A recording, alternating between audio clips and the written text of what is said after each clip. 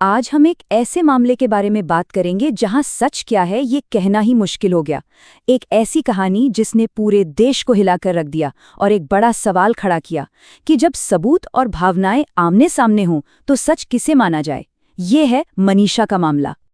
जानते हैं, इस कहानी की शुरुआत किसी सबूत या गवाह से नहीं हुई, बल्कि एक हैशटैग से हुई। सोशल मीडिया पर उठी इस एक आवाज ने लोगों के गुस्से की एक ऐसी लहर पैदा कर दी जिसने इस पूरे केस का रुख ही मोड़ कर रख दिया। तो सबसे पहले ये समझते हैं कि आखिर हुआ क्या था। कैसे एक लड़की के साथ हुई एक भयानक घटना देखते ही देखते पूरे देश में एक आंदोलन बन गई। सब कुछ बहुत तेजी से हुआ। तारीख थी 11 अगस्त 2025, जब 19 साल की एक प्ले स्कूल टीचर मनीषा अचानक गायब हो गई। और फिर सिर्फ 2 दिन बाद 13 अगस्त को उनकी लाश एक खेत में मिली। जैसे ही ये खबर बाहर आई, सोशल मीडिया पर जैसे आग लग गई और लोग इंसाफ के लिए सड़कों पर उतर आए। और फिर एक कहानी बनी जिसने पूरे देश को अपनी चपेट में ले लिया। कहानी ये थी कि एक 19 साल की टीचर के साथ बेरहमी से बलात्कार करके उसकी हत्या कर दी गई। ये मामला सिर्फ एक अपराध का नहीं रहा, बल्कि ये महिलाओं के खिलाफ होने वाली हिंसा और समाज में मौजूद जाति आधारित अत्याचार का एक प्रतीक बन गया। और बस इसी कहानी ने लोगों के गुस्से को और हवा दे दी। जिस हालत में शव मिला था, उसकी भयावहता ने गुस्से की आग में घी का काम किया। गुस्सा इतना ज्यादा था कि गांव वालों और उनके समर्थकों ने फौरन विरोध प्रदर्शन शुरू कर दिए। ये सिर्फ दुख नहीं था, ये जबरदस्त गुस्सा था, एक गहरा आक्रोश। लेकिन कहानी में अभी एक बहुत बड़ा ट्विस्ट आना बाकी था। ये ट्विस्ट आया आधिकारिक जांच से, जिसने ऐसे नतीजे सामने रखे जो लोगों के बीच चल रही कहानी से बिल्कुल उल्टे थे। यहीं पर ये पूरा केस 2 अलग-अलग कहानियों में बट गया। एक तरफ थी जनता की कहानी, बलात्कार और हत्या की, और दूसरी तरफ थी पुलिस की ऑफिशियल रिपोर्ट, आत्महत्या की। इन्हीं 2 अलग-अलग थ्योरीज ने इस केस को एक उलझी हुई पहेली बना दिया। तो सवाल ये है कि अधिकारी आत्महत्या के नतीजे पर पहुंचे कैसे? फोरेंसिक सबूत एक पूरी तरह से अलग कहानी बता रहे थे। रिपोर्ट के मुताबिक रेप या एसिड अटैक का कोई सबूत नहीं था। मौत की वजह जहरीला कीटनाशक पीना बताया गया। और सबसे बड़ी बात, एक सुसाइड नोट मिला जिसकी हैंडराइटिंग एक्सपर्ट्स के मुताबिक मनीषा की ही थी।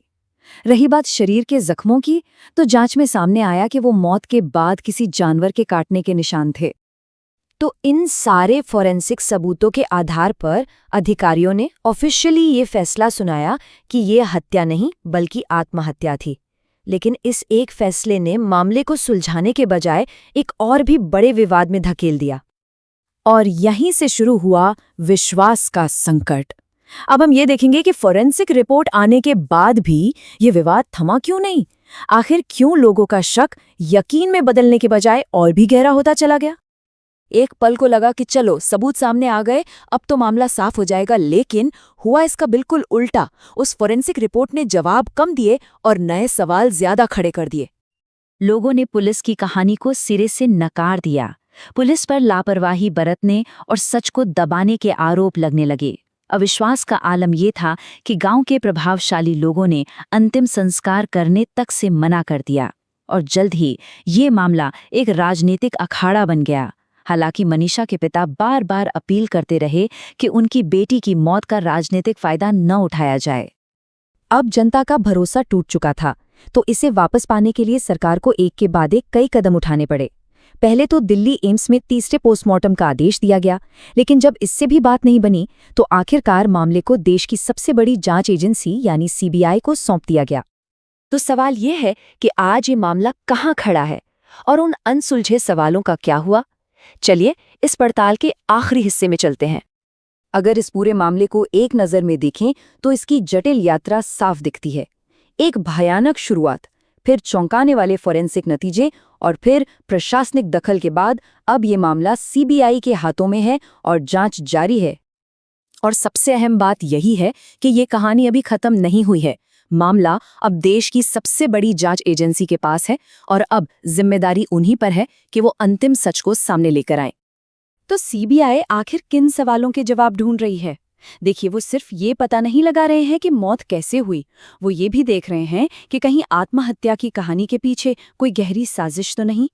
असल में इस जांच का मकसद सिर्फ सच खोजना नहीं है, बल्कि उस भरोसे को फिर से कायम करना है जो इस मामले में बुरी तरह टूट गया था। और आखिर में ये मामला हम सबके सामने एक बहुत बड़ा और विचारोत्तेजक सवाल छोड़ जाता है। जब ठोस सबूत और गहरी मान्यताएं एक दूसरे से टकराती हैं, तो न्याय का असली चेहरा कैसा दिखता है? ये एक ऐसा सवाल है जो इस केस की सीमाओं से कहीं आगे तक जाता है।